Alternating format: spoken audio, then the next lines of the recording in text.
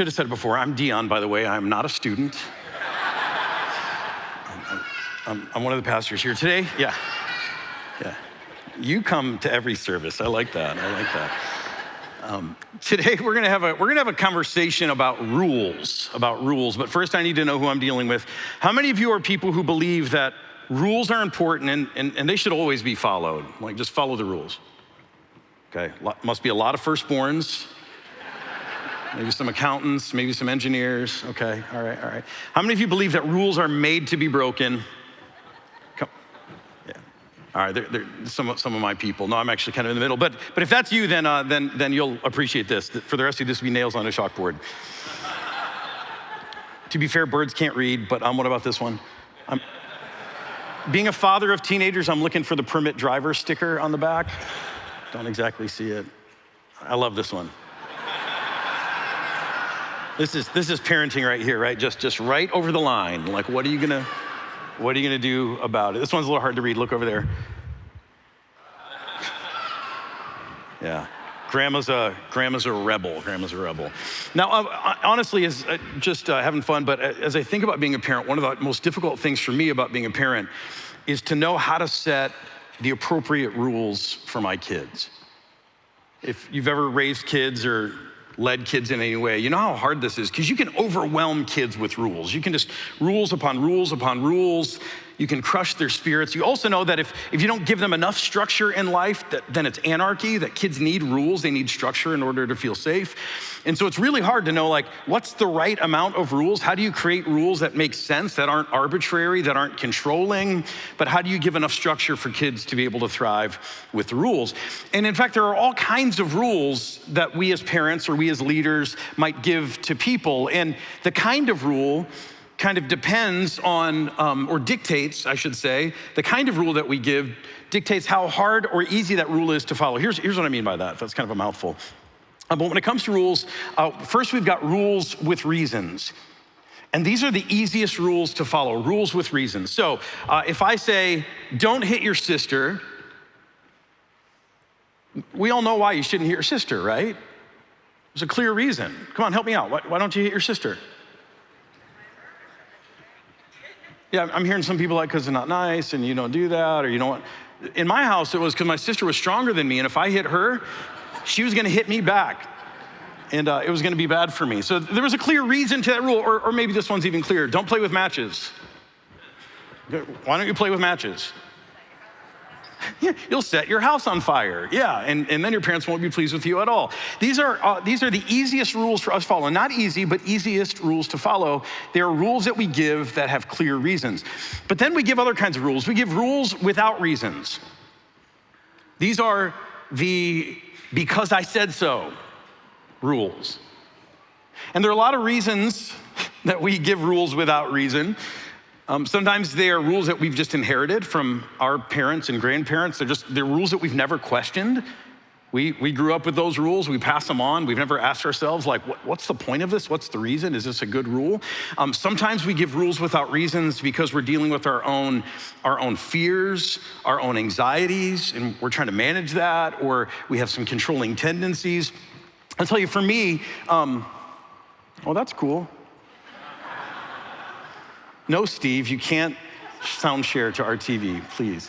I don't know if someone can fix that. But when I think about these rules, I think of, outside of my neighborhood, there's a stoplight on a small intersection, and there is a no turn on red sign at that stoplight. And I look at that stoplight, or that no turn on red sign, and I don't understand why. It's a tiny intersection.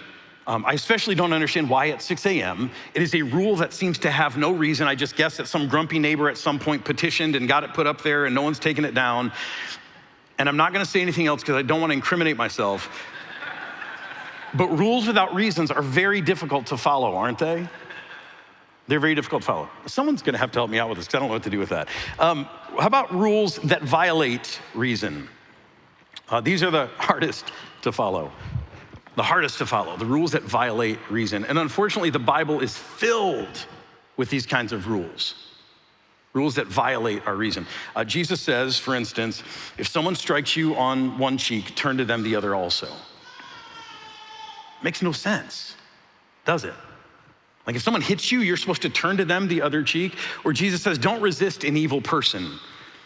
Like why wouldn't you resist an evil person? Why wouldn't you fight back when someone's trying to do evil to you? Why wouldn't you actually try to take the evil person out so they don't go around hurting other people? Like that makes sense to us. And so sometimes Jesus is teaching, the Bible's teaching, that actually violates our sense of reason. Or another one, Jesus says, if you want to be truly rich, like rich in the deepest, truest sense of the word, if you want to be truly rich, then you should give more of your money away. That makes no sense. Like if you want to be rich, then you should not only hold on to your stuff, but you should take the other guy's stuff and add it to your pile, because that's what makes sense for us, right? That's how you get rich. You acquire a lot. That's what richness looks like. But Jesus says, no. There's a richness in this life that's more than just what you have in your bank account. There's a deeper form of richness, and you only find it when you start to give stuff generously away. It violates our sense of human reason. And these are the hardest rules for us to follow. But I'll tell you what, if you want to grow in your faith, then here's what I'm going to tell you to do, that I'm going to tell you to start trusting God for these rules that violate your sense of reason and obey them anyway. And if you're a logical person, everything in you will scream out against this, but I'm telling you why this is important. Just because these rules violate our human sense of reason doesn't mean that they're rules that have no reason. The truth is that God's ways are higher than our ways, amen? His wisdom is greater than our wisdom. And so sometimes we're like little children arguing with our Father in heaven over rules we don't understand. Kind of like how kids, if you tell your kids they can only have 30 minutes of screen time a day, they're not happy about it. Right? Because if you're a kid, screen time is the best. It's the best part of your day. It's your most favorite time of day. It only makes sense to their minds to be like, why wouldn't I have screen time every day? When I'm a grown up, I just want screen time all day long, just like you, Dad. You're on your phone all day. I want to be like you. Or ice cream for dinner. We tell our kids, no, you can't have ice cream for dinner.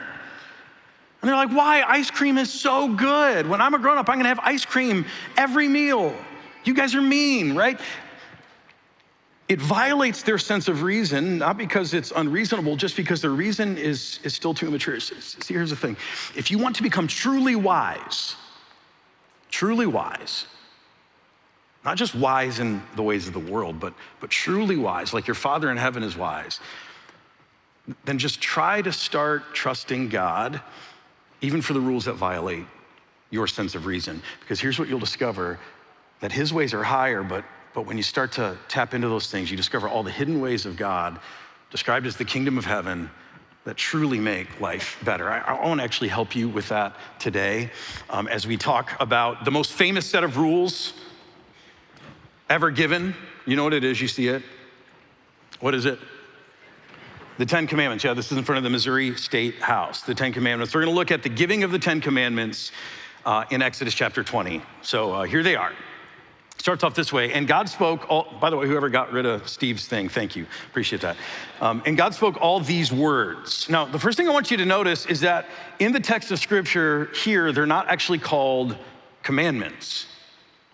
The Hebrew word here is devarim, and it doesn't mean commandments, it just means words or things, or can even mean sayings. So God spoke all of these words, and that's important for a reason I'll show you in a second. You'll also notice that as you get the 10 Commandments, there are no numbers. You don't get a numbered list. Later on, it'll reference that there were 10 sayings that God gave, but there's no numbers to say number 1, number 2. So here's if you don't know this already, here's something you should be aware of, that if you learn the 10 Commandments growing up, or if you know some order to the 10 Commandments, it is likely that half the people in this room learned a different order. Because we're left with a bunch of words, and we're trying to divide them up into 10, and it's a little tricky to do, and so different traditions divide them differently. In fact, one of my favorite ways to divide the traditions divide these words, is to see this right here. Anyone know the first commandment, by the way? You'll have no other gods. You shall have no other gods. Yeah, I mean, you don't have to get it exactly right. You don't have to say it in King James English. Just, you'll have no other gods. You shall have no other gods. There's a tradition that actually says that the first, because these aren't commandments necessarily, but they're words. The first word is actually this one: I am the Lord your God who brought you out of Egypt, out of the land of slavery. That the first word God has to speak is not a command at all. It's a reminder, it's a reassurance of who God is and what he's already done for us. That before the rules come, God sends rescue. Rescue comes before rules. So however you number them, this is what God says: I brought you out of the land of slavery. Now, here's the list that you know. You shall have no other gods before me. You shall not make for yourself an image in the form of anything in heaven above or on earth beneath or in the waters below. You shall not bow down to them or worship them, for I, the Lord your God, am a jealous God, punishing the children for the sins of the parents to the third and fourth generation of those who hate me, but showing love to 1,000 generations of those who love me and keep my commandments. If this is your first time reading this seems a little heavy, doesn't it? I'm a jealous God and I punish. Here's what I want you to notice. God says, yes, there are consequences for sinful action, but notice this: God says, I will limit consequences to 3 or 4 generations, but my compassions are limitless. So you gotta think, consequences will have limits. My compassion is limitless. My love is limitless. And so we all know, growing up in human families, that the sins of grandpa tend to affect the family for a little while, and there's even a case to be made that those things are carried in our DNA epigenetically, and we live out those things, but those things tend to fall away from our epigenetics within 3 or 4 generations. Like, God's saying something powerful. He's saying, just because grandpa or great-grandpa made a mistake doesn't mean that the family's gonna keep paying. I'm gonna set limits to the consequences of human behavior, but here's what I will not limit. I will not limit my love. There are limits to the consequences, but my compassions are limitless. And then he goes on and he says, you shall not misuse the name of the Lord your God, for the Lord will not hold anyone guiltless who misuses his name. And he says, remember the Sabbath day by keeping it holy. 6 days you shall labor and do all your work, but the 7th day is a Sabbath. It is a time of rest to the Lord your God. On it you shall not do any work, neither you, nor your son, your daughter, male or female servant, nor your animals, nor any foreigners residing in your towns. And he's still going. It's like he knows we're struggling with this one. Like, don't work. For in 6 days the Lord made the heavens and the earth, the sea and all that is in them, but he rested on the 7th day. Therefore, the Lord blessed the Sabbath day, and he made it holy. Honor your father and mother so that you may live long in the land that the Lord your God has given you. And then it gets, real brief. You shall not murder. You shall not commit adultery. You shall not steal. You shall not give false testimony against your neighbor. You shall not covet your neighbor's house. You shall not covet your neighbor's wife or his male or female servant, his ox or donkey. Keep your eyes off your neighbor's donkey. Don't covet the donkey or anything that belongs to your neighbor. Now, if you're seeing this list and you kind of forgot what these were all about, or maybe this is the first time you're seeing them, I think for the most part, these are rules that seem fairly reasonable. Like, you can see the reasons behind most of these rules, at least. And I think maybe that's the reason that they've stood for such a long time. But the question I really want us to wrestle with today, or the thought I want us to wrestle with today, is why does God, our loving Father, why does he give us these rules in the first place? Like, what are they ultimately about? And not only that, what do these rules say about the heart, the character of our Father? What do they reveal about him? In order to answer that question, what we need is a little more context. So last week, Doug Moss, if you missed the first week of the series, you gotta go back and watch it. We talked about creation and what God reveals about himself in creation. And that's the beginning of the book of Genesis. You fast forward a little bit to Genesis chapter 12, God begins to reveal a deeper layer about himself. And to do so, he appears to a guy by the name of Abram, or Abraham is his name. And God appears to him. It's kind of a family tree, too small for you to see, but maybe it gives you a sense of what's going on here. He appears to a guy named Abram, who will later be called Abraham. And he says, Abram, you and your wife, Sarai, are going to be parents to a great nation. In fact, you'll have so many descendants, they will outnumber the stars in the sky. And the only problem is that both Abram and Sarai, they are very old and they are childless. But God says, I'm gonna do it for you. And he changes their names to Abraham and Sarah, and some time goes on, and there's some other plot lines there. I'll just keep this simple. They end up having a son by the name of Isaac. And Isaac is a faithful young man, and he grows into an adult, and he gets married, and he has a couple of sons. One of them is named Jacob. And Jacob, surprisingly, he's the second born, but he carries on the family line. Now Jacob, and this is a whole other message, has a bunch of wives. Wouldn't recommend it. And as a result, not only does he have a bunch of wives, but he has a bunch of sons. He's got a dozen sons. And later on in Jacob's life, his name is changed by God to Israel. So when we talk about Israel as a nation or a people group, what we're really saying is this is the family of Jacob. And you'll see that interchangeably in the Bible, the descendants of Jacob or the family of Israel. So we're really talking about a people group that is descended from this man, Jacob, and he has a bunch of sons. And for most of their time, Abraham is called to this new land, and God says, I'm gonna give you this land. And so Isaac lives on this land, and Jacob and his sons, and they live on this land. And then a famine comes. And Jacob and all of his sons end up going to Egypt because there's food there. And that's how they survive a famine in their land. But the problem with this, when they're down in Egypt, so they go from this is the promised land here, kind of in this area. This is where they've spent 3 generations. This is their ancestral land. They end up way down in Egypt in the region of Goshen. And it's a really prosperous place. And the problem is, not only do they survive the famine, but after the famine is over, they stay there. They overstay their welcome. They forget that this is not home for them, that this is home for them, and they stay there. And then the favor of the Egyptians turns against them, and eventually the Egyptians enslave them. And they use them to make all their pyramids and buildings, and life is miserable for the family of Israel. But here's what God does in that place. Even though life is miserable, they end up having lots of babies. And so it becomes not just a family, they become an entire people group. They become an entire nation of people. But they're enslaved and they're miserable and they're crying out to God. And so eventually God raises up a man to save them. Anyone know what that man's name is? Moses. You've probably heard of Moses. Moses comes in to save the Israelites, and he comes with power, with miraculous power, and he eventually breaks the power of the king of Egypt, and he sets the people free from slavery. I'm giving you that history because you need to understand where we are today with the giving of the 10 Commandments. See, when God gives the 10 Commandments, it's only about 3 months, I think exactly 3 months, you'll see in a minute, after the Israelites have been rescued from Egypt. And they're not in the promised land yet. They're kind of in this wilderness region in between Egypt and the promised land, and they're wandering around here in the wilderness. But they've seen the rescue of God miraculously. They saw God come into Egypt, the most powerful nation in the world, and save them. And not only that, they've seen God provide miraculous food in the desert because there's not food in the desert. So he gives them manna on the ground every morning. Later on, he'll give them quail to eat. They've seen the rescue of God. They've seen the provision of God.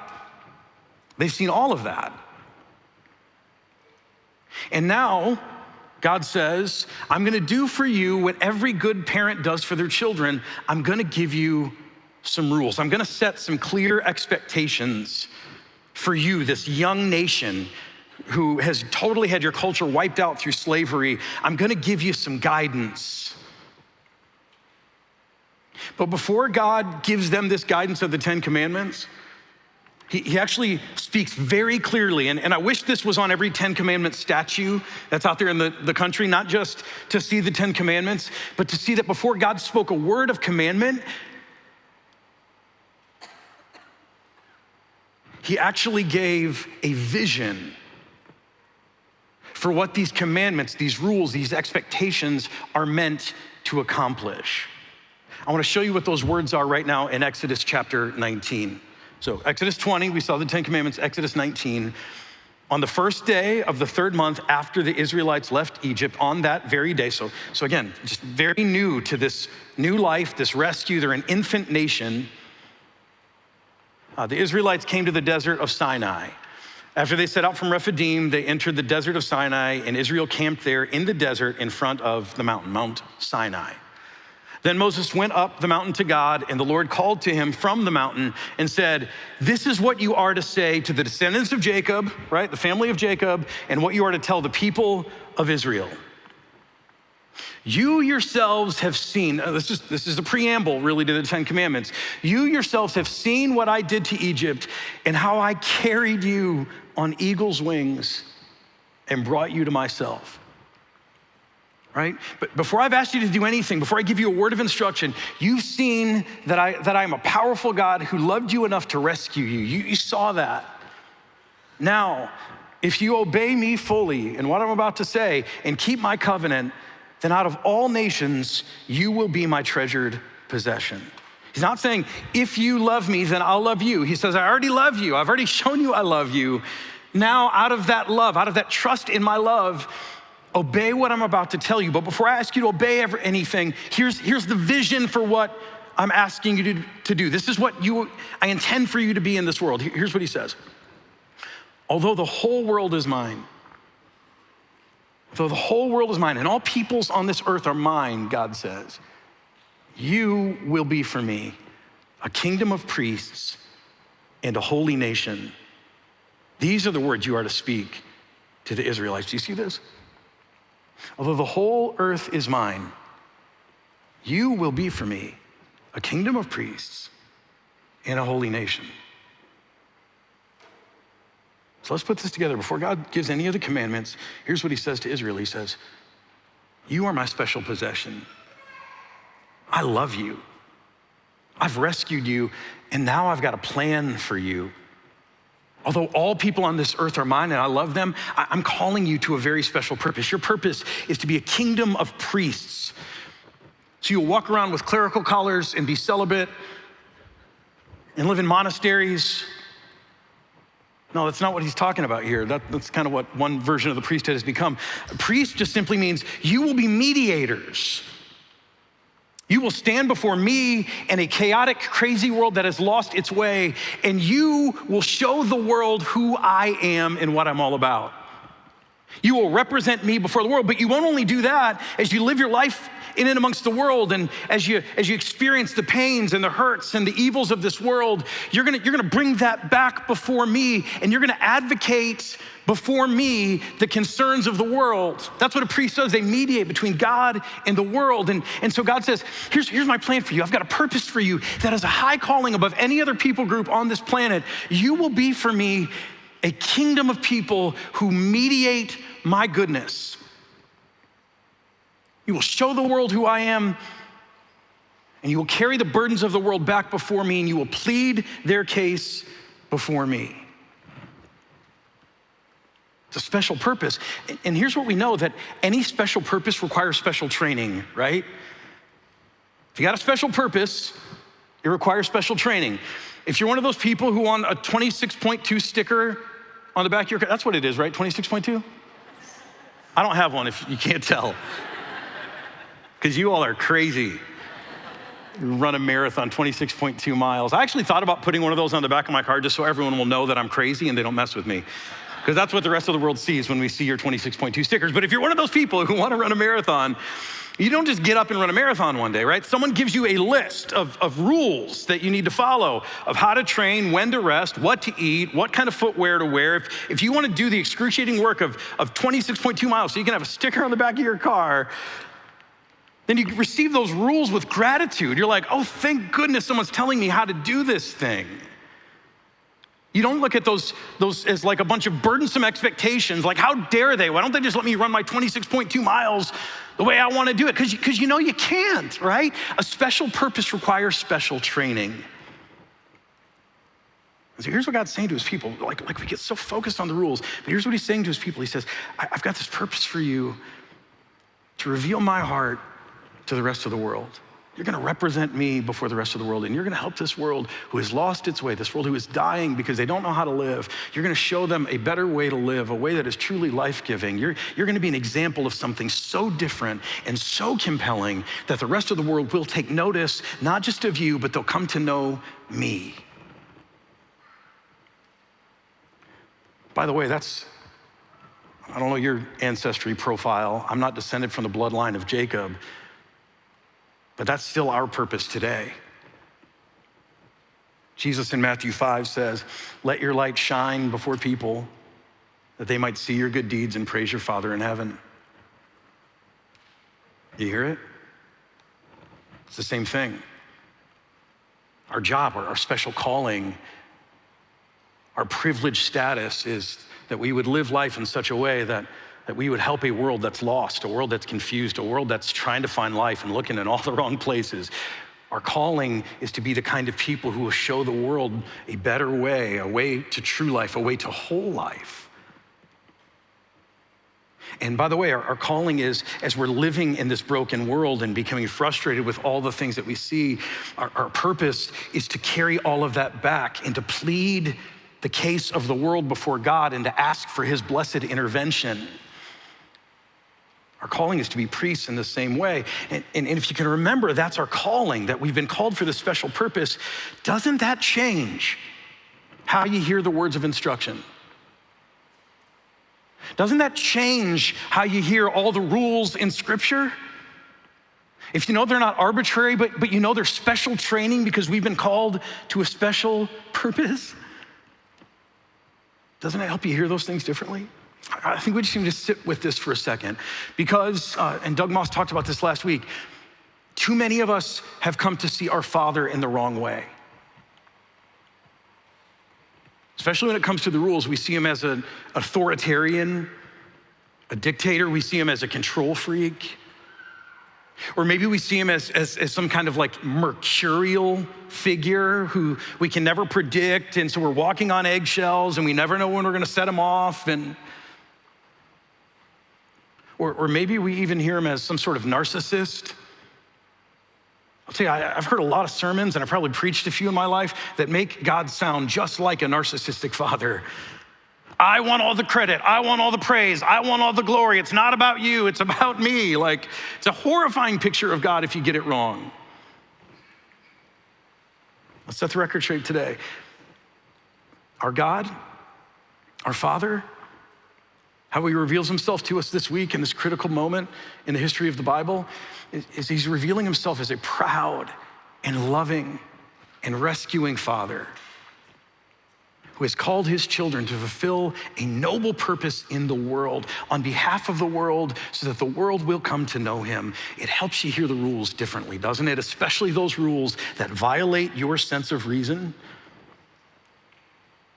Maybe today that will even incline your heart to trust God for the rules that you don't quite understand, that don't make sense to you. I'll close with this. I've made a lot of mistakes as a parent. I've done some things well. Like, I think I've been an overall good dad, but I've made a lot of mistakes as a parent. And as my kids have gotten older, like, we've had to wrestle with those things. They become aware of things, and we've had to have some hard conversation around ways that I've made mistakes as a parent. But here's what I hope. Here's what I hope, that my kids, as they age, they see that my heart for them is good. Even though I don't have a perfect track record, what I hope they see is our dad loves us, and his intentions, his heart for us are good. Now, I want that for a sinful reason, because I want to be seen as a good father. So there's this ego reason, like I want my kids to love me, I want them to like me, I want them to think well of me, and that's all human ego. But there's another reason that I want my kids to believe that my heart is good for them, and here it is. That as they grow up into adulthood, I still have wisdom to share with them that I know will be helpful to them as they try to figure out the rest of life.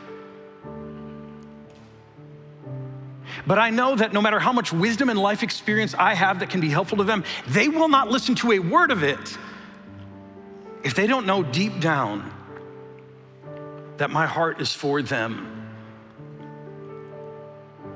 that my heart is good. See, our Father in heaven, he is a perfect Father, unlike me. He has a perfect track record, and he's got wisdom beyond wisdom to offer you, but here's the thing, you'll never actually be able to listen to his wisdom. You'll never be able to receive it. You'll resent it every time he opens his mouth if you don't first know that his heart for you is good.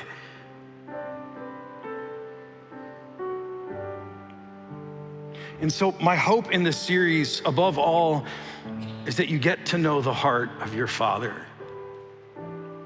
That he's a Father that loves you so much that he went far beyond storming Egypt to rescue the Israelites from slavery, but he sent his son in the fullness of time to rescue you from everything that enslaves you. And Jesus paid with his blood. It is your ransom, which means you are now set free from everything and anything that enslaves you. Every chain has been broken. And yes, there's some work you have to do to walk in that and to live in that. And it's not easy, but I'm here to announce to you today that you are no longer slaves of anything, because your Father in heaven loves you so much that he's broken those chains and he's called you by name. He's called you to be his daughter. He's called you to be his son, and he's given you a noble purpose. He's called you to be a holy people, a chosen people, a royal priesthood, a holy nation, a people belonging to God, that you may declare the praises of him who called you out of darkness into his wonderful light. Now, does that change for you how you hear his teaching?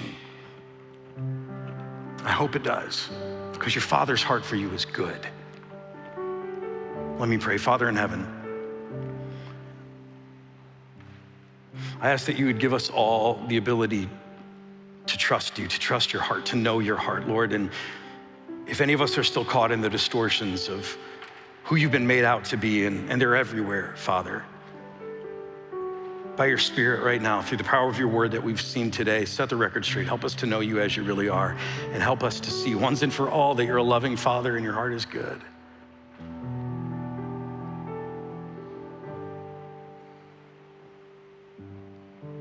Lord, I'm just receiving that right now again. Thank you.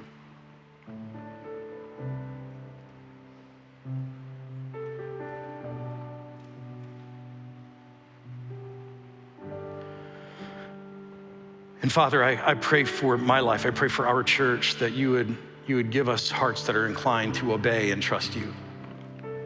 You just put a spirit of obedience here in this place. Not an obedience that's based on fear. We're trying to win your approval, Lord. Remind us that we already have it, but give us so much trust. Give us such a deep understanding of your love that we are hanging on every word, knowing that a God who has done so much would not lead us astray. Lord, I pray in my life for that kind of trust, that kind of obedience, and I pray it over this church, that we would be the priests that this world needs us to be, that they might see a better way, that they might see you, Lord. So show us the way and give us hearts that are willing to follow. We pray this in Jesus. Thank you for joining us and being a part of our online Pathfinder community. If you're new here, or even if you've been here for a little while, you can find helpful links to the resources in the description below or at our website, pathfinderstl.org. And while you're there, you can also find our message podcasts, which allow you to listen to the weekend message on the go. So if you didn't fully get today's message, you can re-listen to it and never miss out on any messages from us there. If you were really blessed today, we know that other people can experience that same thing. So we encourage you to share it and bless others. Hit that subscribe button, like it, comment.